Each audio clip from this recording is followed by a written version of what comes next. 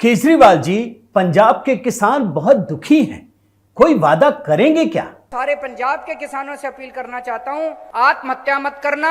मार्च में सरकार बनेगी। अगर चन्नी साहब ने पूरा मुआवजा नहीं दिया, 30 अप्रैल तारीख नोट कर लो, 30 अप्रैल तक आपके अकाउंट के अंदर आपका पूरा मुआवजा चला जाएगा। लेकिन ये क्या केजरीवाल जी, आपके राज्य में भी किसानों को दौड़ा दौड़ा कर पीटा गया। देख लीजिए रिपोर्ट। वैसे केजरीवाल जी, आपकी सरकार बनती है तो किसानों के लिए क्या करते हैं आप? 2 साल से फसल का दाम नहीं मिला तो इस बार बदलाव करना है नहीं करना? जरूर जी जरूर। अच्छा, तो सबको फसलों के सही दाम मिलेंगे। लगता है दिल्ली की सीमाओं पर 2020 में जो आंदोलन किया गया था उसका बहुत असर पड़ा था आप पर। सही कह रहा हूं ना? लेकिन आज जब मेरे देश का किसान सड़कों के ऊपर 2 डिग्री टेम्परेचर के अंदर सड़कों पे सो रहा है और वो तकलीफ में है, तो मैं अपने देश के किसान और अपने देश के जवान के साथ गद्दारी नहीं कर सकता। अब दोस्तों, केजरीवाल का दर्द तो आप देख रहे हैं, मगर ये कैसे कह दूं कि पंजाब में इनकी सरकार के दौरान ही किसानों को कितनी यातनाएं झेलनी पड़ी थी, ये भी रिपोर्ट देख लीजिए। मगर केजरीवाल अडिग थे। उन्होंने पंजाब में घूम घूम कर ये वादा किया था, सुन लीजिए। मैं मुआवजा दूंगा, जिन जिन किसानों की फसलें बर्बाद हुई है सबको मुआवजा मिलेगा। मगर ये क्या, मुआवजे की जगह तो गिरफ्तारी के वारंट जारी होने लगे। यही नहीं, केजरीवाल जी ने एक और वादा किया था। क्यों केजरीवाल जी, सही कह रहा हूं ना? 1 अप्रैल के बाद से पंजाब के अंदर किसी किसान को खुदकुशी नहीं करने देंगे हम लोग। लेकिन सरकार बनने के बाद तो किसानों की खुदकुशी का सिलसिला ही चल पड़ा। कितने आंकड़े दिखाऊं? ठीक इसी प्रकार से दोस्तों, केजरीवाल जी ने पंजाब के किसानों को एक और झुंझुना पकड़ाया था, फ्री बिजली वाला। खुद सुनिए ना। पंजाब में आम आदमी पार्टी की सरकार हर परिवार को 300 यूनिट तक बिजली मुफ्त देगी। लेकिन पंजाब के किसानों को सरकार के खिलाफ इस बात के लिए लड़ाई छेड़नी पड़ी कि कम से कम बिजली तो दे दो। मुफ्त की तो बात ही दूर की है, दूर की कौड़ी है। और आखिर में केजरीवाल ने किसानों को सबसे बड़ा झुंझुना पकड़ाया था, वो भी सुन लीजिए। खेती को इज्जत का धंधा बनाएंगे। मगर जब ये सारे रास्ते फेल हो गए तो केजरीवाल भगवंत मान के साथ अयोध्या निकल पड़े। है ना गजब? और किसानों को दोस्तों दिल्ली के रास्ते में धकेल दिया। आज के वीडियो में किसान आंदोलन पार्ट 2 की सच्चाई को डिकोड करूंगा, बस आप देखते चले जाइए।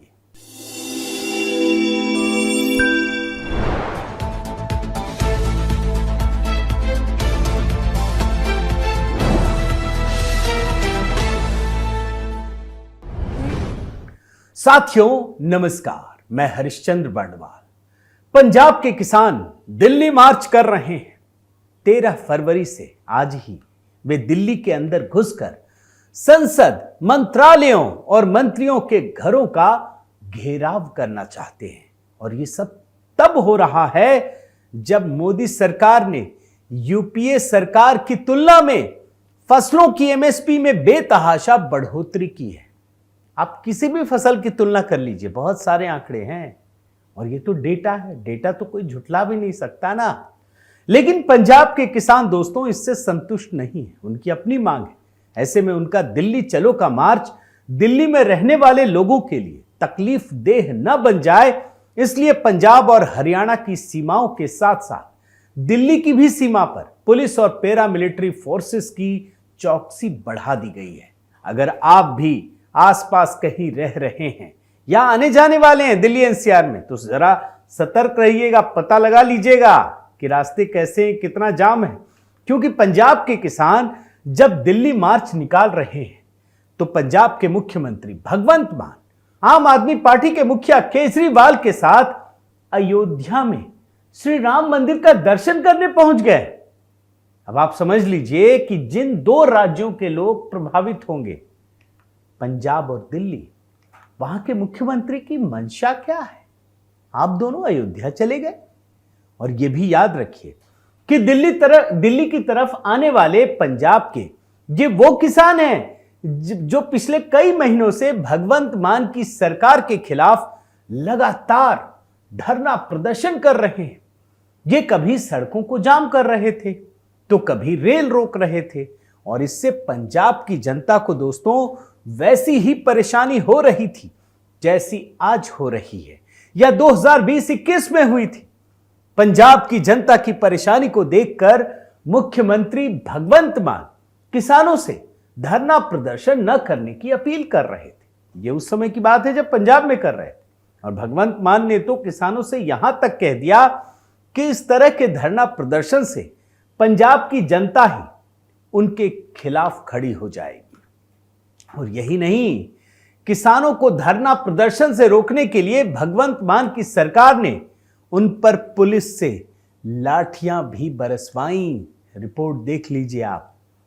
किसान नेताओं को जब मुख्यमंत्री भगवंत मान ने गिरफ्तार करने का आदेश दिया तो किसान पुलिस से भिड़ गए, और इसमें एक किसान की मौत भी हो गई। बहुत लंबी कहानी है दोस्तों। अब पंजाब के वही किसान जब पंजाब में ही कुछ हासिल नहीं कर पाए तो दिल्ली कूच करने का फैसला कर लिया। अब दिल्ली की जनता को कोई परेशानी ना हो, और ये कौन सी जनता? उस दिल्ली की जनता जिसके मालिक होने का दावा मुख्यमंत्री केजरीवाल करते हैं। इसी के लिए सीमाओं पर पुलिस की चौकसी बढ़ा दी गई है। तो जानते हैं पंजाब के मुख्यमंत्री क्या कह रहे हैं? भगवंत मान कह रहे हैं कि केंद्र सरकार भारत और पंजाब के बीच में सीमा खड़ा कर रही है। और ऐसे मौके पर दोस्तों दिल्ली के मुख्यमंत्री अरविंद केजरीवाल भगवंत मान के साथ दिल्ली में नहीं है, भागकर अयोध्या चले गए एक दिन पहले। अब जाहिर है ये आरोप लग रहे हैं कि इन किसानों को पंजाब छोड़कर दिल्ली घेरने के लिए पंजाब सरकार लगातार काम कर रही है, ताकि वो लोकसभा चुनाव के दौर में ये कह सके कि केंद्र सरकार किसानों की नहीं सुन रही है, जबकि खुद पंजाब की सरकार इन किसानों की मांगों को पूरा करने के लिए तैयार नहीं है। पंजाब के किसान मान सरकार से किसान नीति की मांग तब से कर रहे हैं जब से आम आदमी पार्टी की सरकार राज्य में बनी है। और जान लीजिए, कई बैठक करने के बाद भी यह नीति अभी तक नहीं बनी है। किसकी विफलता है? और यह हाल तब है जब पंजाब के 2022 के विधानसभा चुनाव से पहले, याद कीजिए, केजरीवाल जी को कांग्रेस की सरकार के खिलाफ रैलियों में घूम घूम कर आरोप लगाते थे कि कांग्रेस की सरकार ने किसानों से बड़े बड़े वादे तो किए लेकिन एक भी वादा पूरा नहीं किया, आरोप लगाते थे। और जब इनकी सरकार बनेगी केजरीवाल जी की, तो आम आदमी पार्टी की सरकार पूरा करेगी। लेकिन किया क्या? ये तो वही कर रही है जो कांग्रेस कर रही थी। अब चूंकि लोकसभा चुनाव है तो इन्हीं को देखते हुए पंजाब के इन किसान संगठनों से दिल्ली घेरने का प्लान बनाया गया, जबकि केंद्र सरकार ने कुछ दिन पहले ही केंद्रीय मंत्रियों के एक प्रतिनिधि मंडल को इन किसान संगठनों से बातचीत करने के लिए पंजाब भेजा था। केंद्र सरकार चुप नहीं थी दोस्तों, भेजा था। मगर आप सोचिए इस बातचीत से क्या होगा, क्योंकि इनका मकसद तो लोकसभा चुनाव को प्रभावित करना है। मैं वो सारे बयान भी आपको दिखाऊंगा। और इसीलिए दिल्ली को घेरने की राजनीति के साथ इन्होंने केंद्र सरकार के सामने मांगों की एक लिस्ट रख दी। अब कुछ मैं आपको मांगे भी दिखाता हूं। पहली मांग यह है कि स्वामीनाथन आयोग की रिपोर्ट को लागू किया जाए। दूसरा, सभी फसलों की एमएसपी की गारंटी के लिए कानून बने। तीसरा, बिजली बिल से किसानों को छूट दी जाए। और चौथा, किसानों का ऋण माफ किया जाए। और इसके अलावा पेंशन वेंशन की भी बात हो रही है, लेकिन मैं आपको कुछ चीजें चुनिंदा दिखा रहा हूं। इसमें से बिजली के बिल से मुक्ति और ऋण माफ करने का वादा केजरीवाल ने किया था पंजाब के किसानों से। यह राज्य सरकार को करना था, जो आज तक पूरा नहीं कर सकी। मैं तो आपको बयान सुना दिया ना।